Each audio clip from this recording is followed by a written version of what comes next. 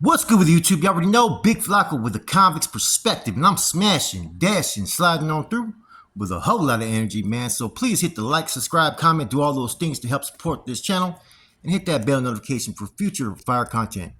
So I guess the people have spoke, man. I notice when I do these type of videos, the experience and knowledge and information I'm providing, a lot of you guys like to tap in and enjoy these spills. So here's a big one right here. How did Nuestra Familia General Skip establish state prisons for out-of-state Nortenos? Okay, now there's a lot of information on this, right? See, Skip, when he was well, he's in the feds, right?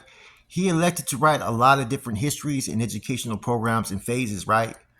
Because he wanted to write how the movement was intended to be, not all these spun narratives of people putting out different information. So he put together a bunch of packets, okay?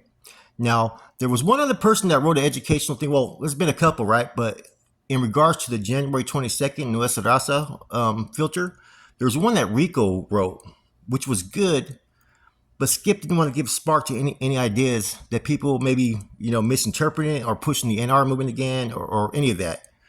So he started to write, like I said, he wrote, you would be given the general concepts, right? Which was basically the first phase, which was basically all the phases, right? But in his writing, you get the bonds, the formats, Norteño history, and then there was something called Clarity 101, which broke down the bonds one by one and how they were supposed to be interpreted and applied. It also broke down the format, the introduction to the Norteño struggle, which all this was pretty smart, man. I think it would have been better if you would have had more hands on this project. But Skip is one of the more knowledgeable individuals when it comes to the Norteño movement and struggle because he was a strong part of it, right? And I think it was smart because it puts everybody on that branch of union with all past procedures and whatnot. It had concepts of how to establish a chain of command from the RSD on down. And it was a basic thing that was supposed to be flooded to areas that people were prone to, whether you were a Northerner, Norteño, Soldado, it didn't matter. Your duty was to push this. That every out-of-state faction was to fall and file with the federal faction, right? And they figured this was more important to get this out there first before they started to establish out-of-state regiments, which now they do have regiments out there. Now, the packet also included a Guerrero packet, which was a little bit more detailed, and it had a lot more to do with an ensoldado, right? So this whole packet was basically Xerox, and it was sent out to all states. It didn't matter if you were in Texas, okay? If you were going to start establishing manpower recruiting, you were going to give this. Idaho, right? A lot of Norteños in Idaho, Utah, Washington, New Mexico, Nevada, all these areas where Norteños existed, they were now being able to be put on the same equal page as other Norteños. See, before, a lot of these areas, they did the best of what they could with what they had or what they knew.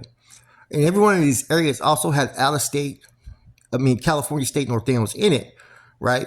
But not every one of them was on the right page or had the right agenda. And you had those that sometimes would actually spin the narratives of how things were supposed to be applied. For instance, you guys noticed I did the spill on the Washington Big Dogs. You know how the Washington Big Dogs really came about was before in Washington, they used to have, it was the Mexican car, the black car, the white car. They separated themselves from the Sureños by establishing the Norteño Big Dogs, right? And they also had the agenda to not acknowledge the NF, but that all changed.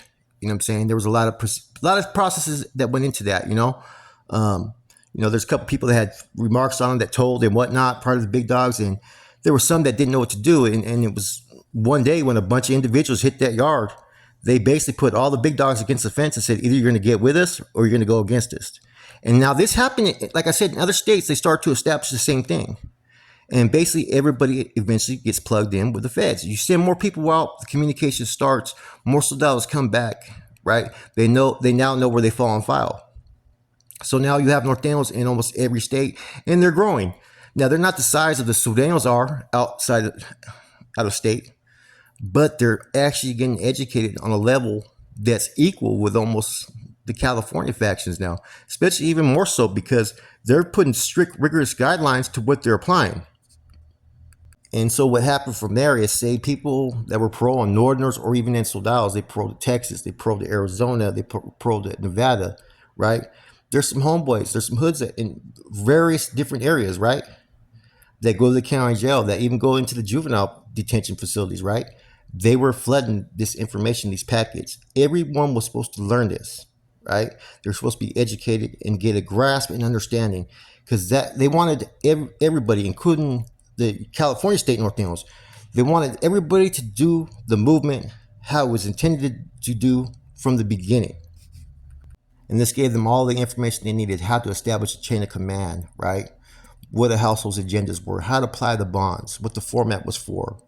You know, they went into an elaborate concept of the chain of command, right? So people could actually understand the positions, right?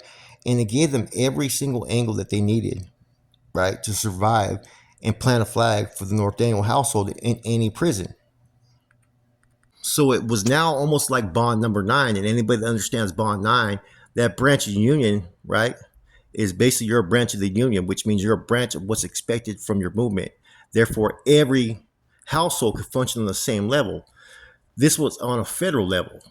How every federal, you know what I'm saying? How every state prison, right? What I'm getting at is how, say, all the prisons in Washington, right? Department of Corrections, Idaho Department of Corrections, whatever it may be, that any Norteños, they understand what they have to do to establish a household and a chain of command in that prison that is almost a replica of any other prison that is under the federal directions mandates. Kind of a smart genius plan, man, you know, because it gives you the template, it gives you a plan, and how you may have to, how you say it, not bend, right? You may have to do things a little bit different because it all has to do with what type of environment you're on. It's going to change. But for the most part, everybody's functioning on the same level of discipline, security, and awareness, which is what it's all about when you step into establishing a household. It's about secure, educate, maintain, right? To where everybody's functioning on the same level. Now, this was all definitely just to plant the seeds, right? You know, I'm pretty sure since then, well, I know since then other mandates have came out, you know what I'm saying, which we will get to those later on. But at that time, it was smart. Let's plant the seeds. You got to plant the seeds before you even start to recruit sometimes, or before you decide to start a regiment. You know, you also have to analyze your manpower, see what type of educational attainments that they have, how fast do they understand things, where their heart is. And see, this was just basically, this was a genius plot on Skip's part and how to get all these different states fucking function on that same fucking level. Because people ask, well, how do they, out of state Norteños function? How do they know what to do? This was what they did. Every active Northerner or Insular was taking out these packets, and it had everything you needed. I don't know about you, but anytime I went to any household, right, and I looked at the Norteño household, our collective, our manpower, we all looked fucking different, right? None of us had the same type of stilo or whatnot. So I think this works right. Like, you can go to a prison in Nevada, not every homeboy's gonna look the same, right? But that's just like being at home in California. It's no difference. The education will be the same, right? Now, I'm pretty sure there's been some growing pains. It's just like what happened with the 497 filter, right? A lot of people, it took a while for that to set foot and for people to understand it.